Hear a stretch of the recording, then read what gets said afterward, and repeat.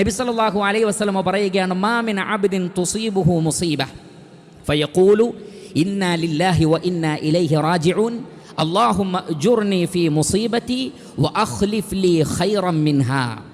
ഒരടിമക്കൊരു മുസീബത്ത് ബാധിച്ചാൽ, ഒരു ബുദ്ധിമുട്ട് വന്നാൽ, ആ അടിമ പറയുന്നു, ഇന്നാ ലില്ലാഹി വ ഇന്നാ ഇലൈഹി റാജിഊൻ, അല്ലാഹുവേ എനിക്ക് ഈ മുസീബത്തിൽ നീ എനിക്ക് പ്രതിഫലം തരണേ, എനിക്ക് നഷ്ടപ്പെട്ടതിനേക്കാൾ ഖൈറായത് നീ എനിക്ക് പകരം വെക്കണമേ എന്ന് ആരെങ്കിലും പ്രാർത്ഥിച്ചാൽ, അങ്ങനെ പറഞ്ഞാൽ, ഇല്ലാ അജറഹുല്ലാഹു ഫീ മുസീബതിഹി വ അഖ്ലഫഹു ലഹു ഖൈറൻ മിൻഹാ.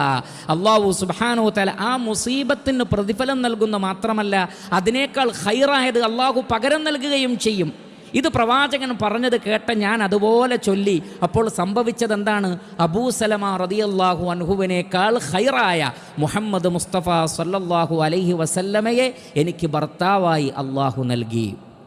അപ്പോൾ ഭർത്താവ് മരണപ്പെട്ട ആ നിരാശയിലും ഒരു നല്ല പ്രാർത്ഥന എത്ര നല്ല രൂപത്തിലാണ് വന്നു ഭവിച്ചത് എന്ന് നോക്കൂ. അതുകൊണ്ട് ഒരിക്കലും നിരാശ പാടില്ല.